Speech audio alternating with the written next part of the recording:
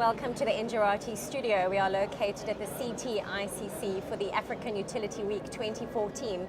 And in the studio here with us, we have Mr. Melusi Maposa. I hope I've pronounced that correctly. You got it right. And your title is Senior Manager of Utility Projects, and you work for Accenture. How is the conference going so far? Have you been quite surprised by things you've seen, excited, disappointed? Look, I think compared to previous years, there's definitely a lot more non-South African participants. I was at the gala dinner last night and I'm surprised by the number of CEOs from utilities across Africa that actually turned up. So that's been, I think, a departure from previous conferences. There's also a lot more speakers coming from outside of South Africa. Usually it's South African companies bringing European and North American speakers to these events. But there's also been people from the rest of the African continent talking on projects and experiences they've got in utilities. And that's been quite a refresher. Great. There's certainly a very big interest in the African market. I mean, the number of vendors, especially metering, that I've seen, been a number of stalls, and I mean, your forte is smart grids. Are we ready for them? Is Africa ready for the smart grid? Look, you'll never be ready until you make your first start, right? And it's either it happens to you by way of accident or by way of events just happening, or you take an active interest in how it affects you and how you embark on the journey. So smart grid is not a new concept, right? Maybe the packaging is new, but utilities and grid operators have been dealing with these things for the last generation. Right. It's a question of the technologies that help you achieve smartness keep evolving and it becomes a moving target. Yeah. But the objectives in terms of really the four things that drive smart grid. One, the ability to meter energy consumption. Two, the ability to optimize your grid distribution systems, outage systems. The ability to effectively manage assets and capital investment into the grid, which is a third component. And the fourth one, which deals with being able to manage your workforce, being able to manage that distribution support team. Those components of the grid are not new. They've been with us since the invention of the grid. Right. It's just the means and the tools we have to deliver them keep moving. As far as renewables is concerned, I mean, you need that smart grid to cope with that additional pressure.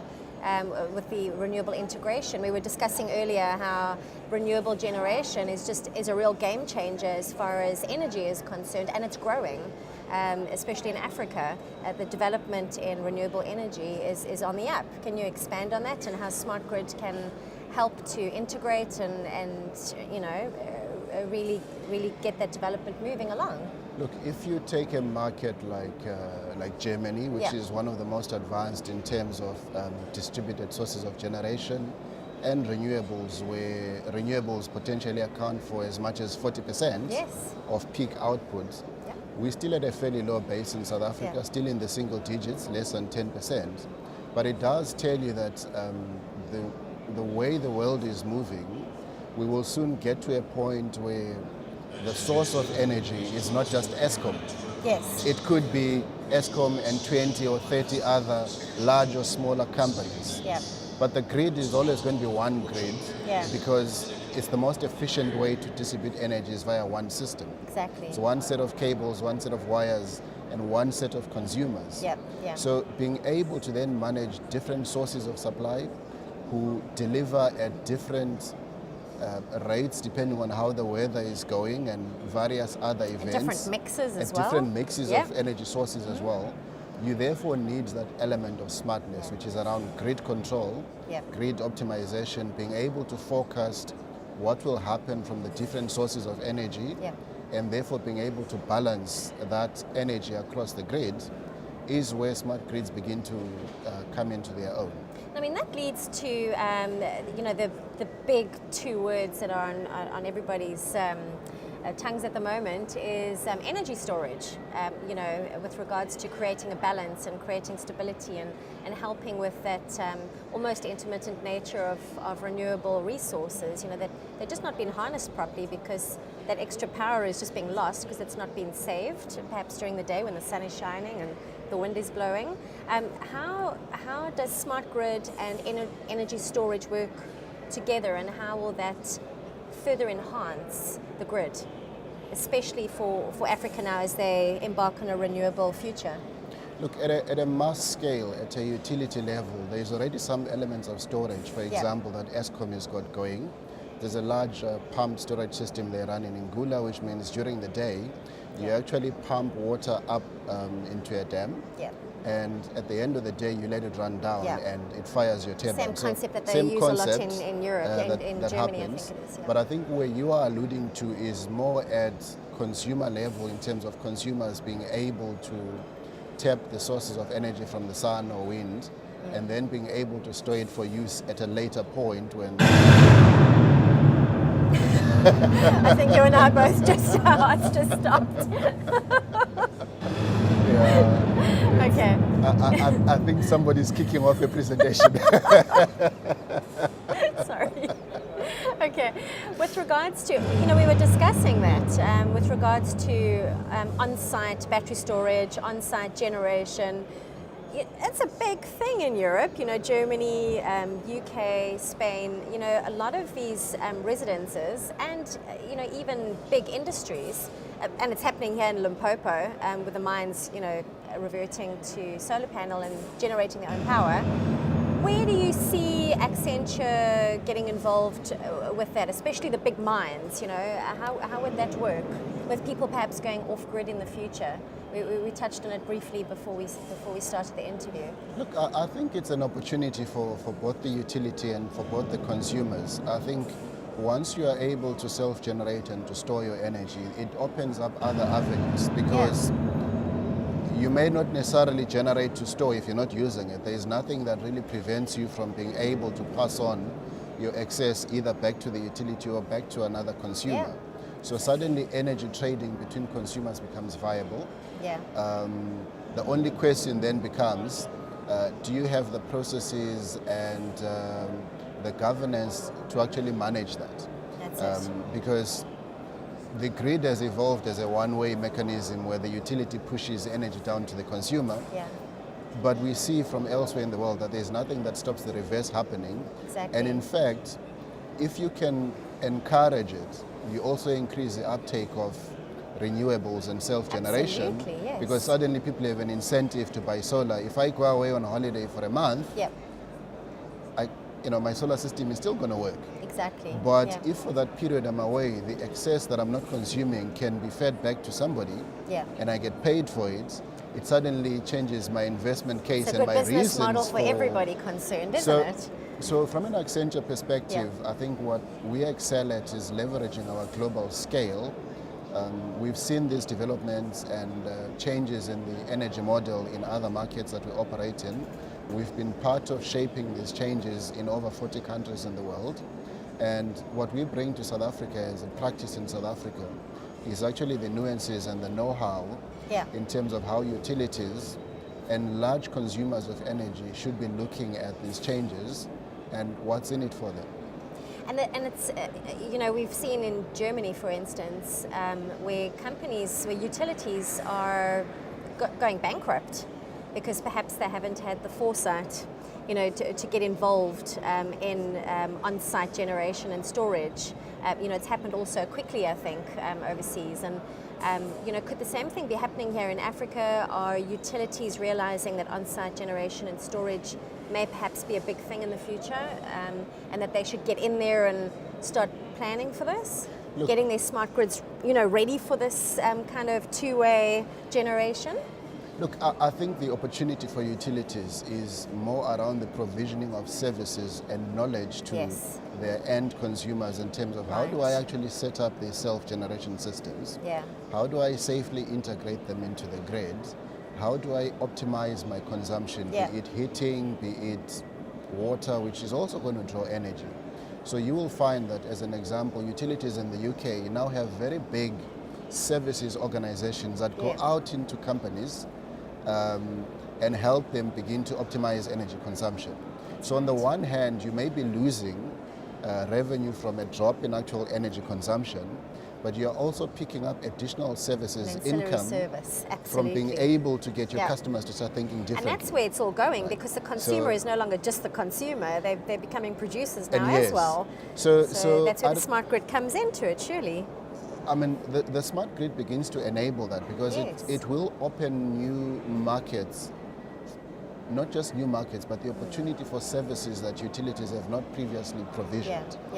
And it's a question of being able to anticipate how will my customer change between today and tomorrow, and what can I do differently for them.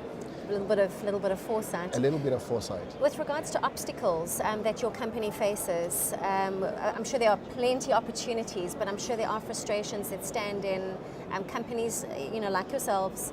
What obstacles stand in your way with regards to the African continent? There seems to be this perception that it's it can sometimes be a bit difficult to do business on the continent. Is that an old perception? Is that a no-go area anymore? Has it become easier to do business? Look, the reality of it is Africa is vast and 50 plus different states. So how you approach a business in Africa needs to have the nuances of the different objectives in the different countries. So we almost can't cookie cutter a one-size-fits-all approach for the rest of Africa. Where Accenture has been successful is we have several utilities projects on the go in Angola, as an example, which is a market that is growing from a low base, but growing in any case. We have active projects in Nigeria, which has just deregulated the utilities market. They've separated generation, transmission, and distribution, created a whole host of entities. But in so doing, it's also created opportunities, because these separate entities still need to function as an ecosystem, which is where the smart grid and its ability to integrate your generators and your transmitters and distributors and your consumers comes into play.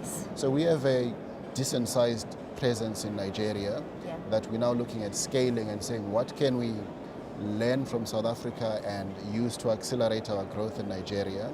What can we pull down from our experiences in Europe that can help our Nigerian colleagues make the most of these opportunities, and also make sure that this transition is as smooth as possible for Nigeria. There's also opportunities in East Africa, in Kenya, where we already have a presence and we've had an office for a long time. And there is an uptake in terms of not just smart metering projects, but generation projects, transmission and grid renewal projects in Kenya, in Tanzania, in Uganda, which we believe, based on our positioning in Kenya, we are well positioned to support that region. So we don't see from Accenture, and at least the utilities practice, Africa as a no-go area. I think it's been our home for close to 40 years, is how long we've been in South Africa already, and how long we've been in Africa. So we're quite so you're quite comfortable here and optimistic. Plenty opportunity here, clearly. And I mean, just judging by the number of overseas vendors coming in, and even utilities coming in and perhaps learning from each other, there seems to be a lot of opportunity and a lot of positiveness around energy development on the African continent.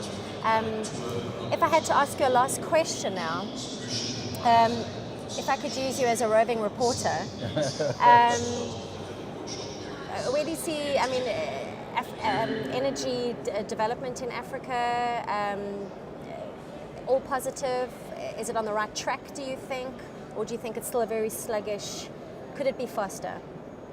Look, it can always be faster. I think the thing with energy and access to energy is a basic, almost human right and a dignity issue in terms of making sure that all the people and everyone does need energy, has access to a safe and an affordable and a reliable supply of energy. I think that's the challenge that we're battling with in South Africa, that Eskom is clearly also aware of and is a national issue. But I think we are on the right track. We also just need to be realistic in terms of what we can achieve in a 5-year period, in a 10-year period. because by and large, utilities is a long-term business. We plan in 25 and 50-year cycles. That's right. But I think if I look at the integrated energy plan that has been in place in South Africa and that guides development of energy and what is also happening in the rest of Africa, we are on the right track. Yeah.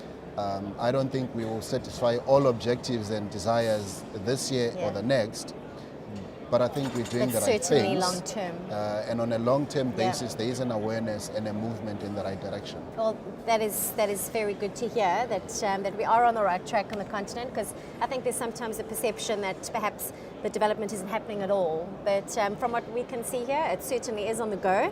Thank you so much for joining us. I could carry on with the questions. It's been incredibly interesting. I hope you enjoy the rest of your conference and that your company gains much success from it. To our viewers, thank you very much for joining us. Do have a look at the other interviews that we have been running over the 2 days of the conference. We hope you enjoy them. Thank you.